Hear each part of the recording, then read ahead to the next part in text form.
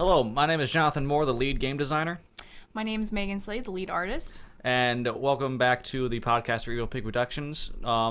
Primus Star is finished. Yep, finally finished. It's online, and it's a relief. It's been a while.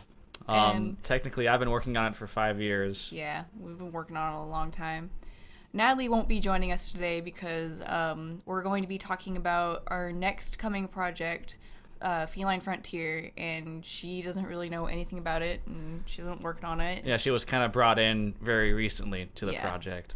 We've been working on Feline Frontier before Primus Star, but we put it like a little bit on the back burners.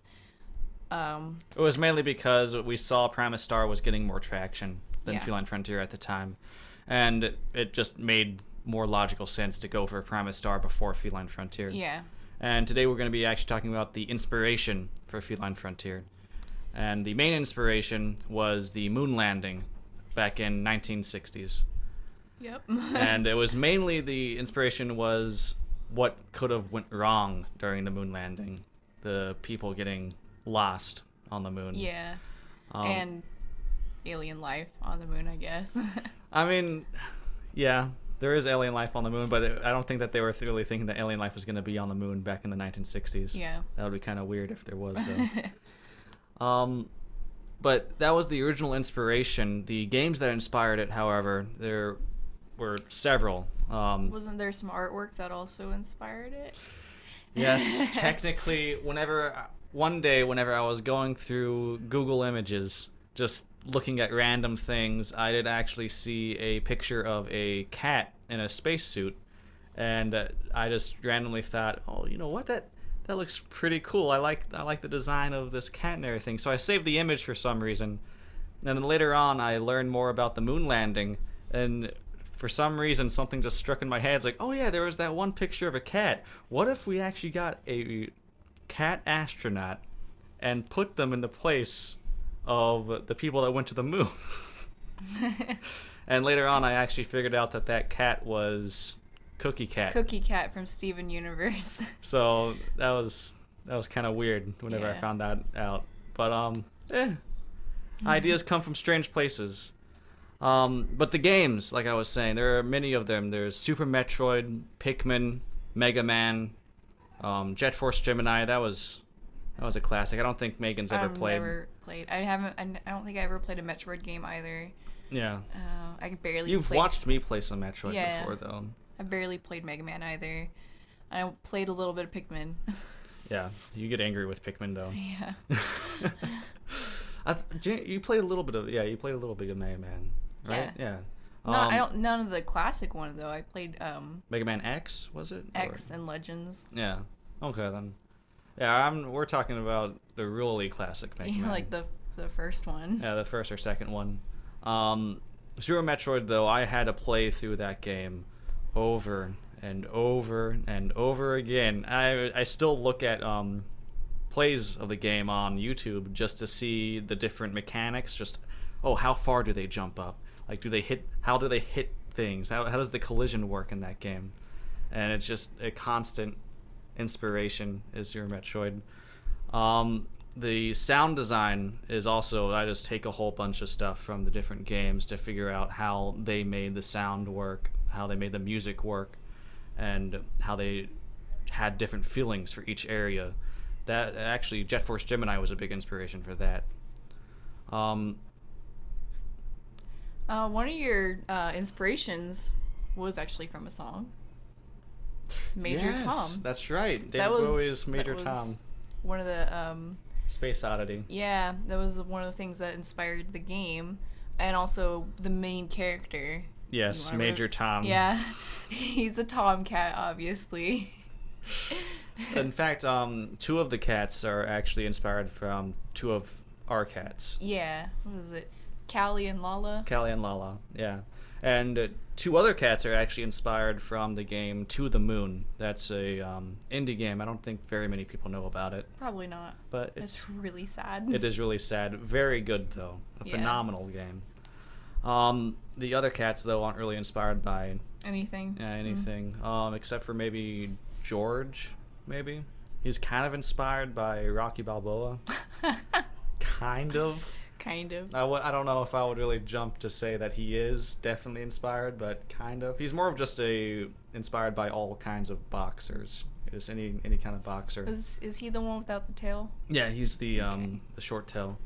But let me think. There's Major Tom, Lulu. Lulu was inspired by Lala, which is funny. We could have just named her Lala. Yeah, but, you just name her Lala. Yeah, and then there's Callie, River, John, and George. I guess that's all of them. Yeah.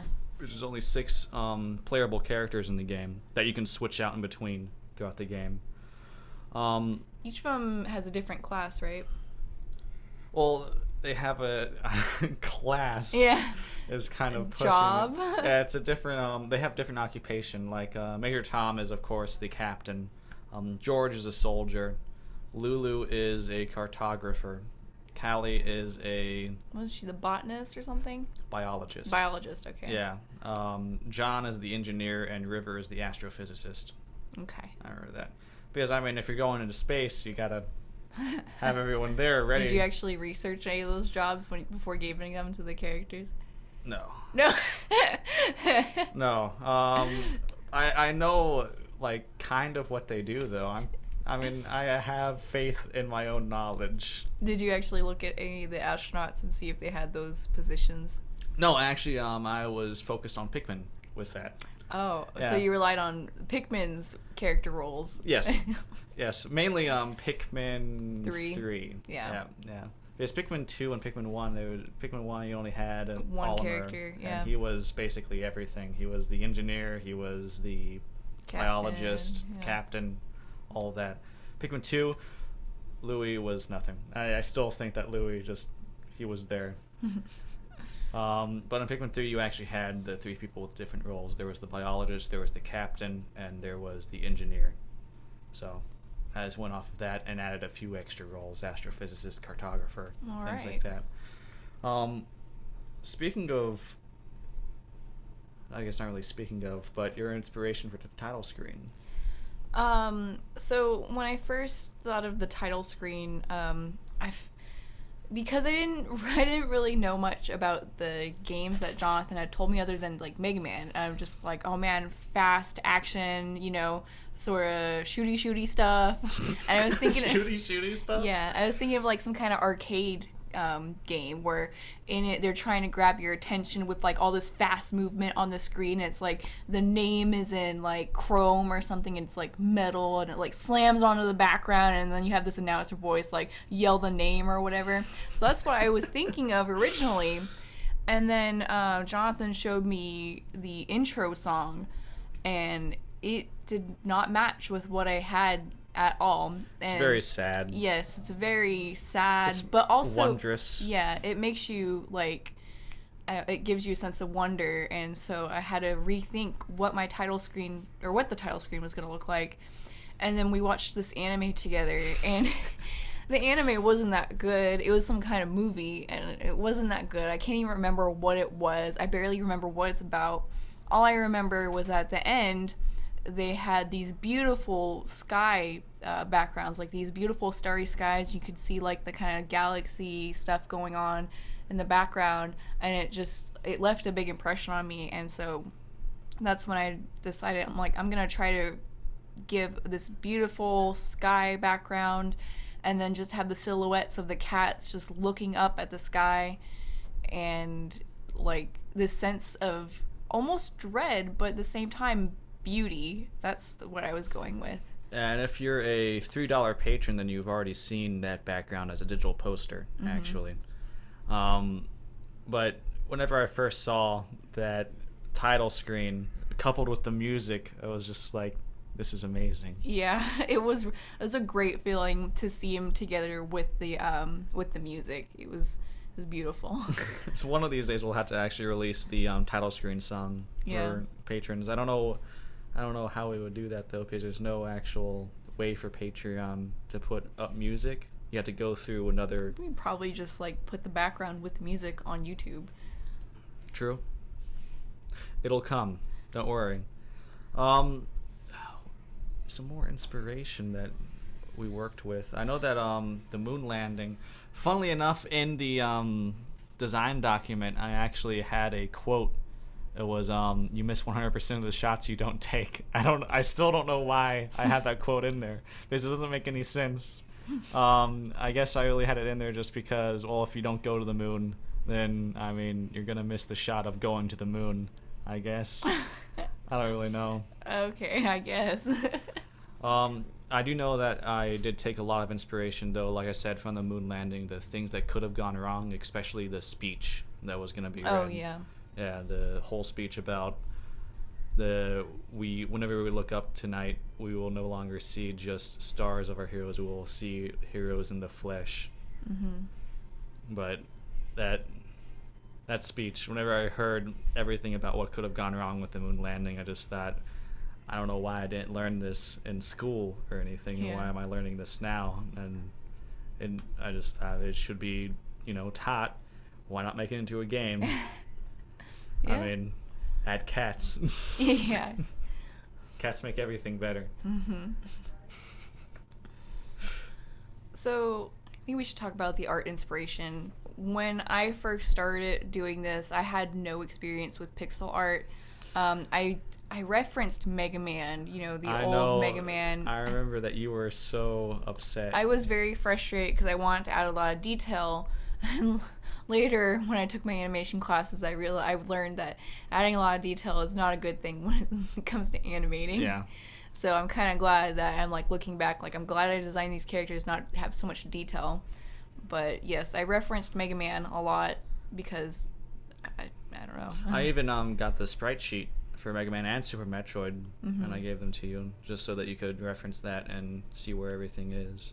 But I do remember, it still sticks with me, whenever you gave me a file for one of the enemies and you just said Jonathan Stupid BS. Yeah, that's why I named it. I was just like, well, one of these days we'll get the naming convention right, I guess. I think that we have, except for I still feel bad for our programmer. Yeah, he has to deal with your mistake. Oh my gosh. So many wrong naming conventions for all the blocks. So in the game, what we're going off of is each block. This isn't even inspiration anymore. But each block is 16 pixels by 16 pixels. So to make the entire map, because all the entire map is all on there. It's all one scene. But there are now just thousands, maybe millions of blocks placed down to make this one map. And they're all just named strangely. So it's really hard to try and find any block or fix something that's really big, because then you have to type in this really weird combination of words that don't make any sense, because in one area it's going to be, it's BBV1, and then in another area it's another completely different naming convention, just like, okay, and instead of saying BBV1, it's now something like an entire word for the first part, and then V, don't even worry about V, it just says 1 now, and it's they're all over the place. I don't know what I was thinking. Yeah. Actually, what I was probably thinking was nothing. Yeah. I was probably just trying to finish all the blocks. Do you have any inspiration for any of the level designs that you did? Primarily just looking up artwork on Google Images, actually. Google Images, that's where you get all your inspiration but from. I know that I did get actually, now that I think about it, the Hot Springs level, I got a ton of inspiration actually from Donkey Kong Country. Their water level, where I just remember watching my brother play it whenever I was a really little kid, and I remember there was coral reefs in the foreground. I remember seeing how the designs were and just how you were swimming around. Donkey Kong, I remember swimming really weirdly, but I just remember how pretty it looked, and I just wanted to capture that into that game. But then I also looked at Super Metroid and how they designed water, and I kind of went off of how they designed water with that. So it's almost a mixture of Super Metroid and Donkey Kong Country. And sometimes it doesn't make any sense, but I made it make sense to the point where now it just looks all right. Okay. Everything looks good. All the other levels, though, I actually looked at other games like the Magma Pits, Jet Force Gemini, and also really any game. I guess just the level design, I thought of how the old games had different areas. Like there was a snow level, there was a water level, there was a lava level. Yeah. Yeah. There's always those kinds of levels in Yeah. games. But the map in general, I got a whole bunch of inspiration once again from Super Metroid and how they designed the map and how each area was blocked off by doors, and whenever you went to a new area, it looked basically completely different from the last area you were in. It gave a sense of exploration, and I really liked that. How you may have moved just a little bit from where you first started, but it felt like you moved to an entirely new continent or something, and just everything was new. Yeah. And I just really liked that. Taking into account as well, I got a whole lot of inspiration from placing, from Super Metroid for placing different power-ups.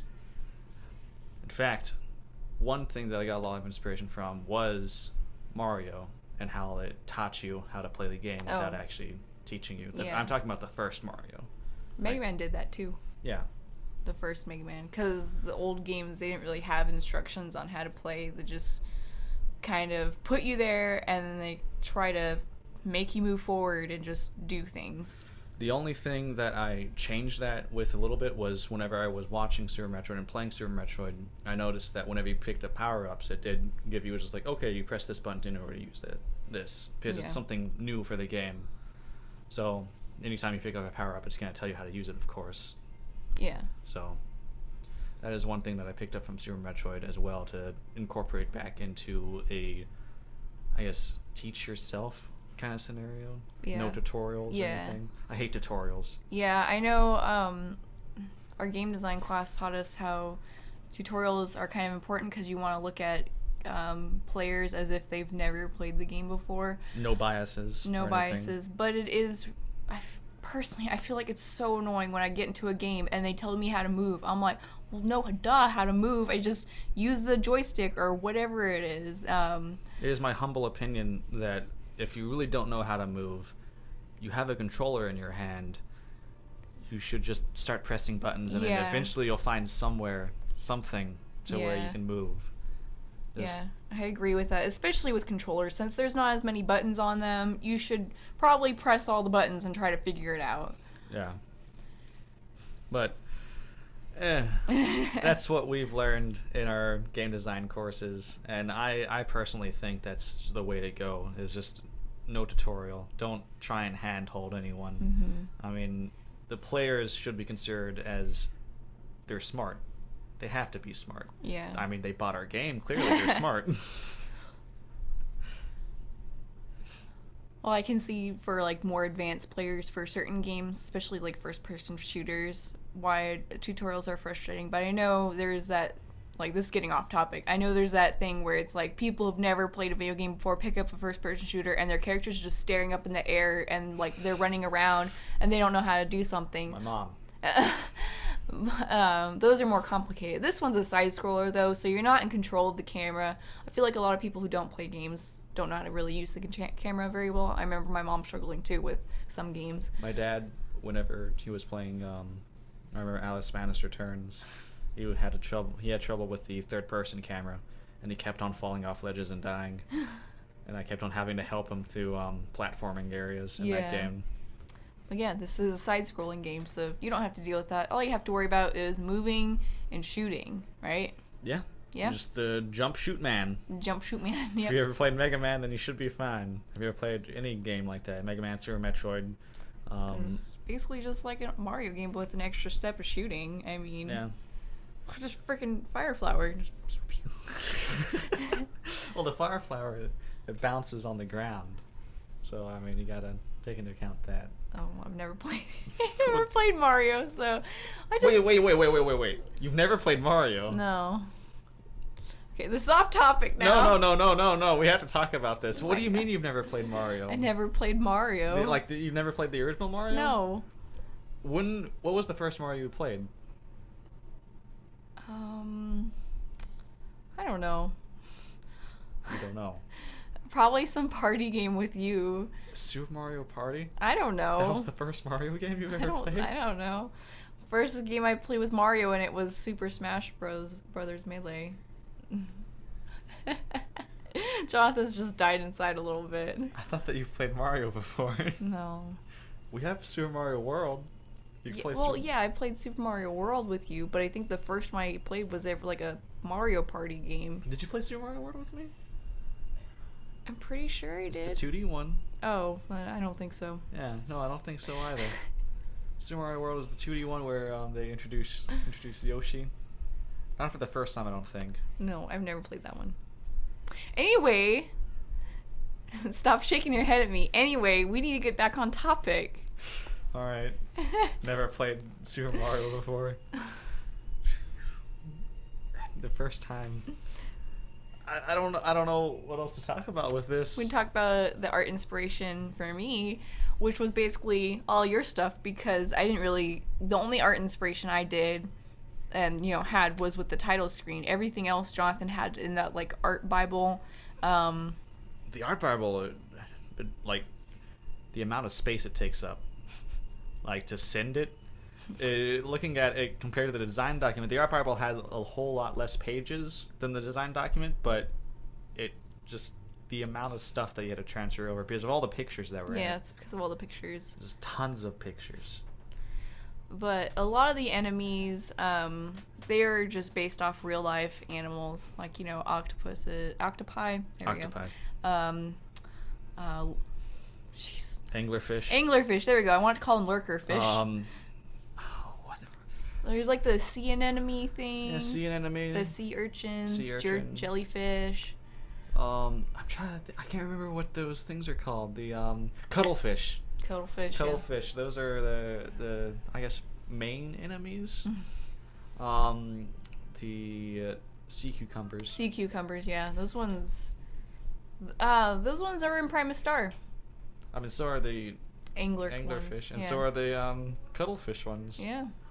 And I didn't also, do art for the cuttlefish ones though. There's also tadpole thingy. That's yes, cute. Yes, there is a tadpole kind of thing, but it's really weird. I remember you show me the first thing for for that, and I was like, okay, then I guess that's fine, because it's supposed to be the eel-like creature, which they're called eildens, and the was it the mine pig, or was it something else? No, it was the anglerfish. That's right. And they combine them together to make some kind of hybrid thing that can create a static shock that can just damage things. But you took an eel and an anglerfish combined together, makes a tadpole. Yeah. Which I'm very confused about still, but it works. It's cute. I like tadpole. It's got weird lips. Or that. Tadpole's got lips. It looks funny. It also looks kind of in pain, like just looking at the mechanics that are in it. It seems like the skin is growing around it. Yep.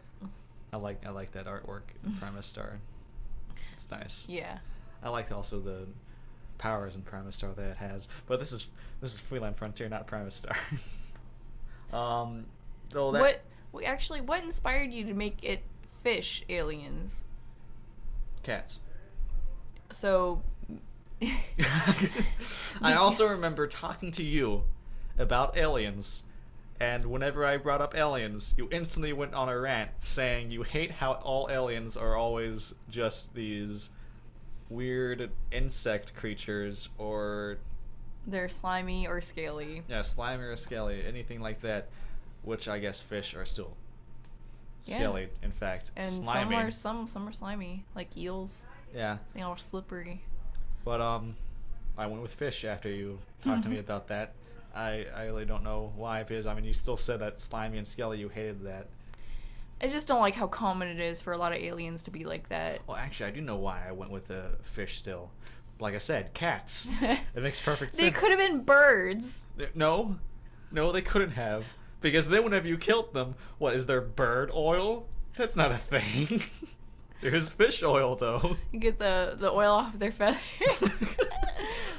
Well, you collect the oil off of the fish. That's your health for your suit because you're not. I don't think that a cat would drink fish oil. They might. Maybe. I don't know. But yeah, it's supposed to be powering up your suit and everything. I would assume that the cats that went to the moon, they knew that they were going to be there for 5 days, so of course they would pack lunches, things like that. Not really lunches, I don't think. Food. Packing. Just food. My wife packed me 5 days worth of sandwiches. I am ready. Yeah, it would just be like little rations. Probably astronaut food. You know those little toothpaste tubes. Yeah. Filled with salmon flavors or Yeah. something. I don't know. Ground up fish. It would be like the wet cat food. Yeah. Yeah, it'd just be maybe it's just cans of wet cat food that they took to the States. Maybe that's their health packs. Canned cat food. No, it wouldn't make any sense then, because they're fighting fish. Yeah, I know. But, so that's why I went with a fish kind of enemy, because it made sense with the cats killing them and getting health pickups and things like that. And I don't even know if it was. I want to say it's like, and because you ranted to me about that, but then, like we said, fish are still slimy and scaly, so it's. But I think you were kind of okay that I chose fish. Yeah, I think so too. Which is interesting. I don't. Although whenever I think about it, I don't think that there's really any fish aliens in a lot of media. Yeah, they're Except for mostly just H.P. like Lovecraft. they're mostly just bug things, like the guys like. Fire bug. Oh my gosh. Yeah, it's mostly just bug things. Or in Star Wars, there's a whole lot of creatures just without hair. It's just, oh, you're an alien, you don't have any hair. Yeah, and you're human like. I don't understand. You're like that. taller and you don't have hair. And if you do have anything that resembles hair, it's tentacles coming out of your head. Or if you do have hair, it's all over your body. Yeah, that too. You have to be all fuzzy and everything. Head to toe hair.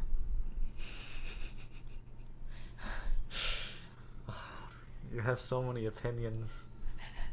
Just with like, I mean, everyone does. I mean, I guess. But you have so many opinions on aliens. Just because I'm very critical of sci-fi stuff. Yeah. Especially working on sci-fi things. Because this is the second game that we're making, and it's also sci-fi. We've been in the sci-fi field for, now it's most likely going to be 6 years. Yeah. It's too long. Yeah. Well, it's been less time for you, actually. For me, it's been 6 years. For me, it feels like 20 years. What's wrong with you? I don't like sci-fi that much. For you, it's been like 3 years, I would say. Half the time that I've been doing things. Yeah. I know you don't like sci-fi that much, Megan. I know you want to try and work on a medieval kind of game. Yeah. Fantasy game. I love fantasy. That's my jam. We're getting to the point where we should have a shout out. So this podcast shout out is going to go to Herschel Moore II, my dad, Ooh. who is still donating his amount. It surprises me a little bit, not too much though. He is my dad after all. I would hope that he would keep on supporting me and this company and everyone who's working on it. So thank you, Herschel Moore II. And we hope for your continued support. Yeah, thanks. The going back to the music for Feline Frontier, not just music but the sound design, really. I remember I listened to mainly Super Metroid again. I listened to different sound effects for hours.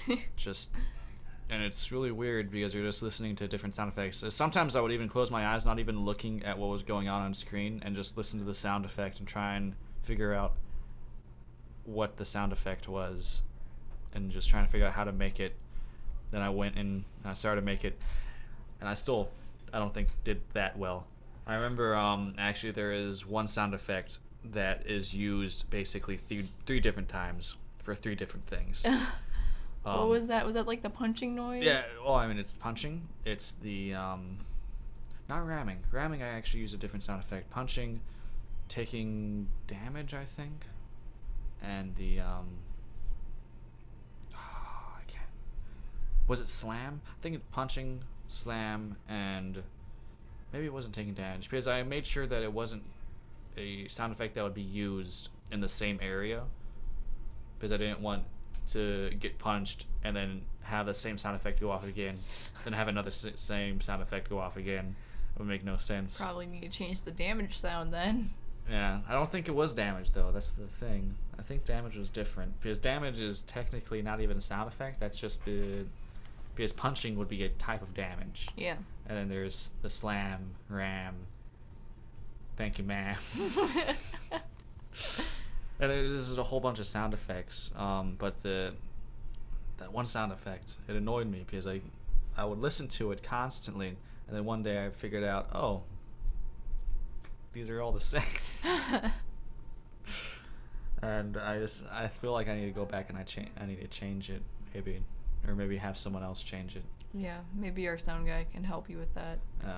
Set up different ears, can listen in on it, and change it to where he thinks should be. Mm-hmm.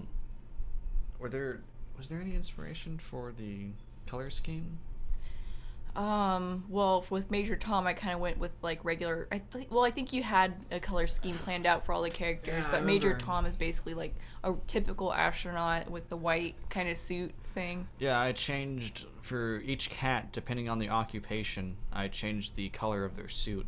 Like the engineer is blue, the astrophysicist is yellow, the cartographer was a color. I think it was like a darker blue. Was it a darker blue? I don't remember. Was it gray? Gray, maybe. I know that George was like brown. Yeah, George is brown. And then the biologist was green. Yeah, I remember that. But Lulu. I think it was a darker color. I think I remember there was a darker color one. Pink. No, it wasn't pink. Oh, that reminds me actually though. All the girl cats have bows. I remember that. Oh. That was to differentiate them. I remember you doing that. I don't even remember doing that, to be honest. You don't remember putting bows? No, I don't. You put bows not on their helmet. It was inside their helmet. On their ear or on their head? Yeah, on their head. Well, it was because you were making them, I remember, and we were just looking at them like you can't tell if they're female or male, so then you just put bows on the female ones. It's just like, oh, those are cats. All except for Callie. Callie. She's All a calico. calicos are girls. Oh, fun fact. Yeah, fun fact of the day. If you didn't know that already. But I do remember you putting bows on all the female cats. I don't remember. I've been looking at Major Tom because I've just been doing the animations for him, and so that's all I remember. Technically, not even just him. It's the wireframe for all the cats. Yeah. Yeah. But I've mostly been using Major Tom as a reference because he's like the main one. Yeah. He's the main cat. Yeah. Yeah. I want to say that there's inspiration behind the death mechanic, where if you die, then that cat is lost. It's basically, I guess the inspiration for it would be the live system. Like old arcade lives, basically. Yeah, but this time around it's... And actually matters. It actually matters because whenever you lose a life, you actually lose one of the explorers. And you can't get them back. Yeah, so in total you have 6 lives. Which is really sad. I'm personally not a fan. You're personally not a fan? I'm personally not a fan. I mean, being on the moon all alone. Well, not all alone with 6 people, but still. But I do know that I wanted to, whenever they die, have the other cats start to say different things. Like maybe you go to the place where one of the people died and you couldn't make it there in time, and the cat's just like, oh yeah, this is where they died, or something like that, or, you know, just say different kinds of things about the whole situation. Like, can you imagine the amount of stuff that the last cat would have to say, just being all alone? The last cat out there. Well, that's gonna be your job. Writing all the dialogue? Yep. Yeah, I know. I already wrote down a whole bunch of dialogue for the beginning of the game and everything. None of that dialogue, though, because that I actually thought about while we were making Primus Star. Not even while we were making it, was around the end of while we were making it, while we were thinking about Feline Frontier, going back to it. I started to think it would be kind of boring just to play the same game, even if the cats started to die and everything, and all the cats are just like, yep, we're just going.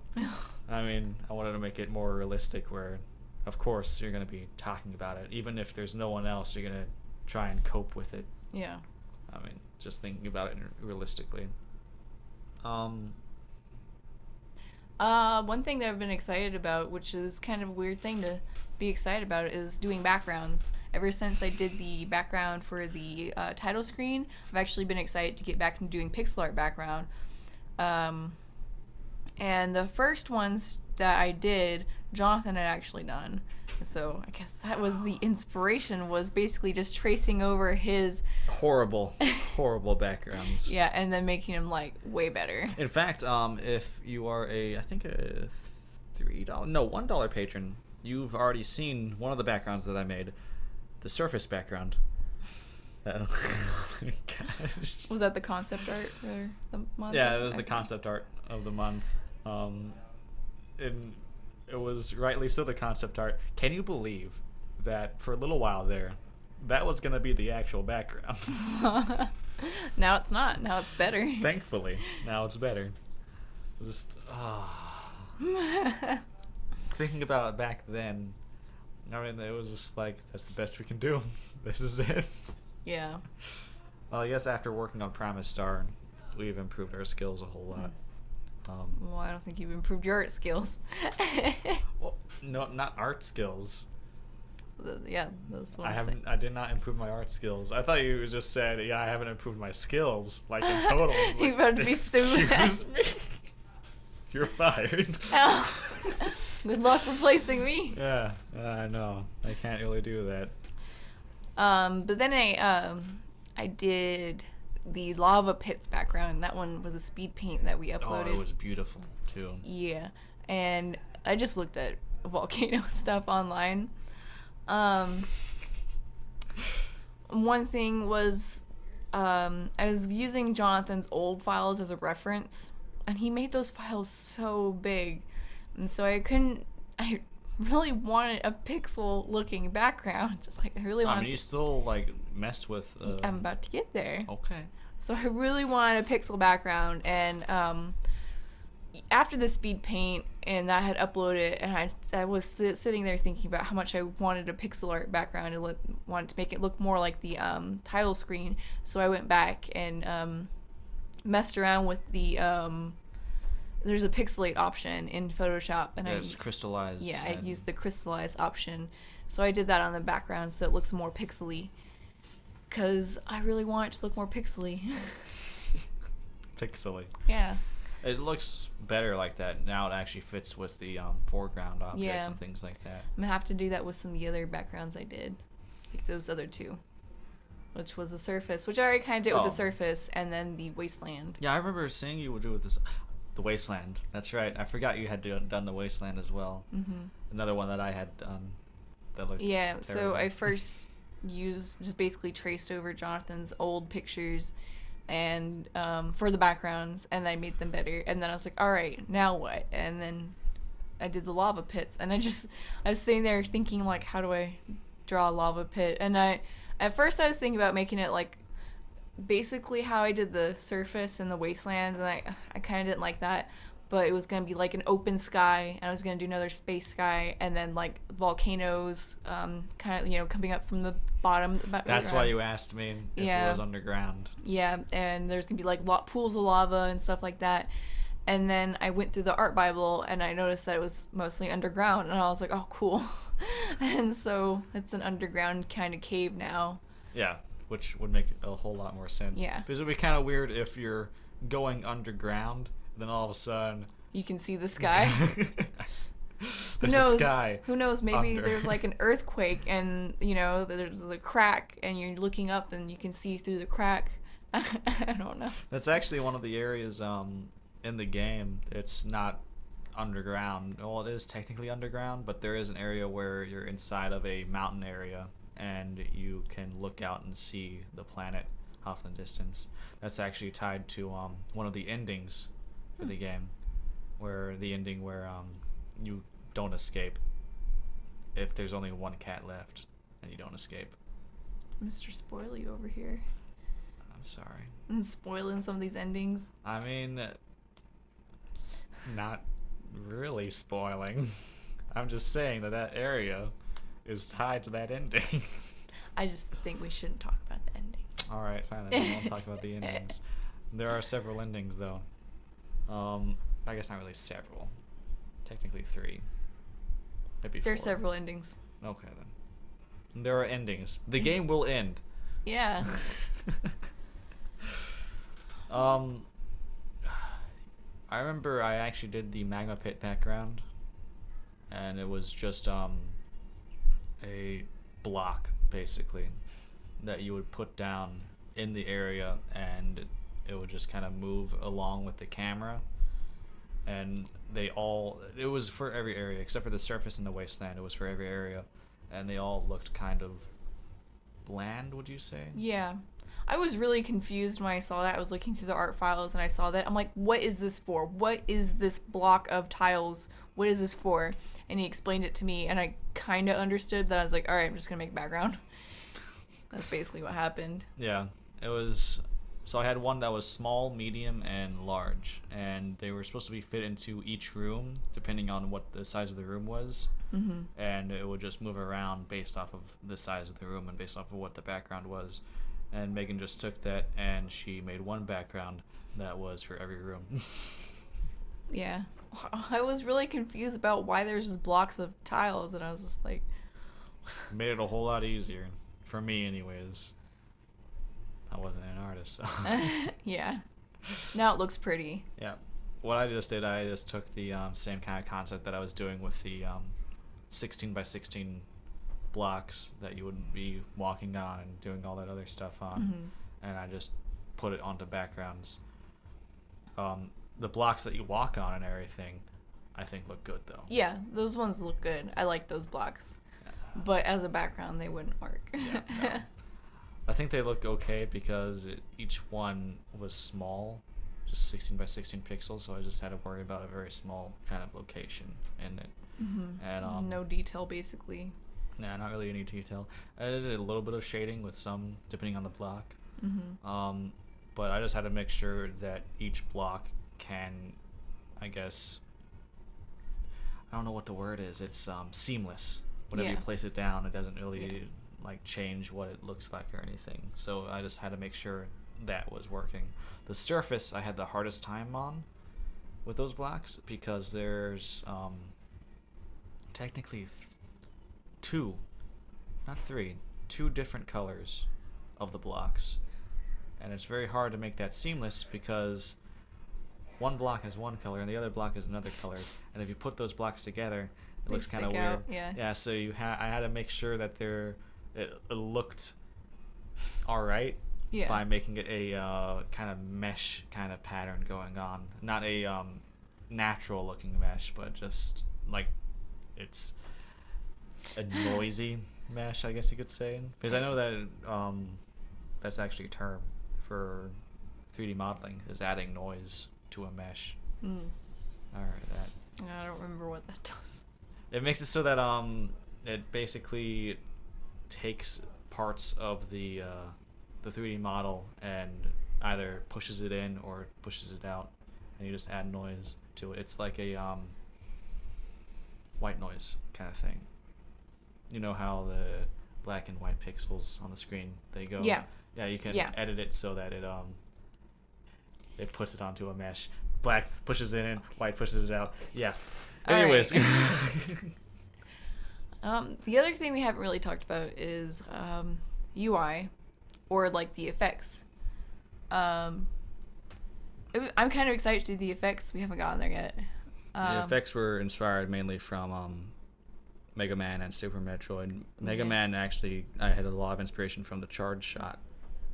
I had more inspiration from Mega Man than Super Metroid with that. And what was the other one that you... The effects and... UI. Super Metroid. Of course. Everything's just Super Metroid, isn't it? I mean, not everything. Everything's just Super Metroid. Music. We got a lot from Jet Force Gemini, which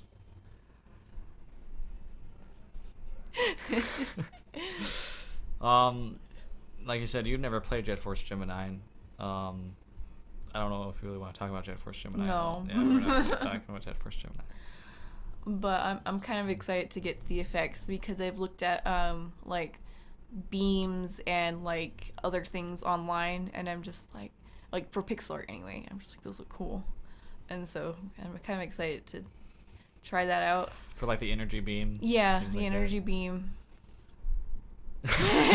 They can't hear you smile. I remember with the energy beam. I remember there was something that I actually got the energy beam from. The inspiration for the energy beam. I can't remember what it was though. I'd feel like it'd probably Mega Man.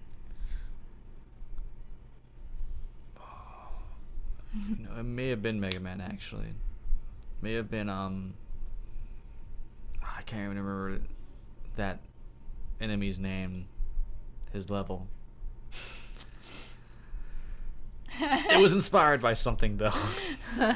Eventually you'll figure it out after Yeah. this podcast. You'll Yeah, remember. right after the podcast goes up on, whenever it goes up. I'm not gonna say a date, but whenever it goes up, and then I'll figure it out. I was like, oh yeah, that's what I should have said, and then I'll put it in the description. Maybe, I don't know. Maybe I'll forget it by then.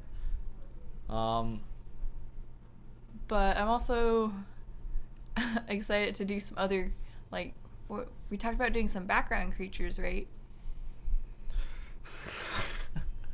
Well, which one are you talking about specifically? Just like, remember we talked about having like little manta ray bats Oh yeah. that would like sit on the trees and like fly off? I kind of vaguely remember talking about that. And then I made that one raccoon. I remember that. Yeah, that was for That was for a class. yeah, college project. Yeah, and there's also an eel snake. That's probably gonna be in there. Yeah, I could see the eel snake being in there. A manta ray bird. That sounds more like an enemy, honestly. Like an enemy design. I don't know. There's a lot of games that have like just little birds in there, and then like you go up to them, and they just kind of fly off. I think it'll be like that. Okay. I guess we could do that then. Yeah. And they would fly up off the They screen. fly like in a curve up off the screen. I can already see it in my head. I've seen so many games with that kind of thing. Terraria, I think, does that with the birds. It'll be cute. And a little I don't even know what kind of curve that is. Yeah. An An exponential. Up, yeah. Yeah. An up. An up curve. Is Yeah, that what you're it's about an to up say? The exponential up curve. Oh, we can There tell you that go. you're not a mathematician. No, I'm not. Oh, gosh. That's why I'm an artist. That's why you're an artist, because Yeah. you're not a mathematician. Yeah. Well, I'm not a mathematician either, so I'm a game designer. Do you have any inspiration from when you designed the ship with the character that they fly in? Just regular, like, oh, rocket. there was inspiration actually from a lander. I don't know if it was a United States lander though.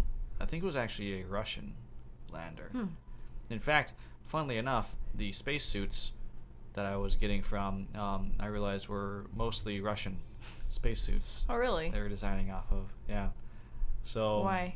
Like, they just looked like the classic kind of spacesuits that I was used to. huh. So I guess maybe the cats are all Russian. I don't know, maybe. Although I don't know, they're cats. They have their own culture. Technically, they're called Feline because they're also in Primus Star. Not now. Not now, later. Little spoiler, little hint to you guys out there. There is more to come for Primus Star. Yeah. Not now though. It's gonna be later. Jonathan and I were talking about how it feels like a lot of games. We're not going to talk about the next game that we have planned, but it feels like we have Easter eggs in each game that relates to the next game that we're going to make. Like in Primus Star, we had characters from, Feline Frontier, and we're going to have something in Feline Frontier that's going to be in the next game. Whenever it comes out, it's gonna be up to you guys to try and figure out what that is. Unless someone decides to spoil it. Why are you looking at me whenever you say that? Because... I'm not gonna say anything. Are you sure? I'm pretty sure. Okay. Pretty sure. Okay. I would be more worried about Natalie. She is in the background, by the way. Yeah, we just looked over at her. I don't know what she's doing over there. We're getting around to that time. Yeah, it's almost an hour. Yeah. Kind of run out of things that inspired us. It was like Cookie Cat, real history, cats, fish, and then it's just Catfish. catfish. The Just combination. mostly like real life things. It was, yeah, this is about it. Yeah. Primarily, I have to say the thing that inspired me mostly was the moon landing. Super Metroid. Oh gosh, so much Super Metroid. Just those two things. You put them together, mix it around a little bit. And put some cats in there. Sprinkle some cats in there. Yeah, sprinkle some cats in there. Cookie Cat. And fish. You got Feline Frontier. That's all you need. Those are the ingredients. Yeah. Oh, and then I do have to say that what inspired me to actually work on the game. This is actually not inspiring for the game itself or anything like that. It was to actually inspire me to work on it. Was being in college at the time. Just being there and seeing everything. Primarily seeing other people. I guess some of them were trying to do something, but others were just kind of lazy, not doing anything. And Which one? The community college? yeah, the community Okay. college. Whenever I saw that, I was just like, that's not going to be me. I'm not going to be lazy, and I'm not going to wait for my time. Mhm. I'm gonna take hold. I'm gonna make my time now. And I felt like I may have pushed you a few times, Yeah, you did. and you were very upset. But I just remember seeing everyone at the community college, because every single day what would happen is I would go in there and I would wait for Megan to get out of classes. I would sit down with my laptop and I would work. People would just be moving on and doing their own thing, and I would just work. No play, nothing, just straight work. Putting down blocks, making level design, and just figuring out how the mechanics were going to work, and talking to my programmer. Just every day was work. And college inspired me to do that, because, like I said, just seeing everyone Yeah. not doing anything. Chit chatting and just having a good old time, but not really. Moving anywhere. Yeah, not really thinking about the future. Yeah.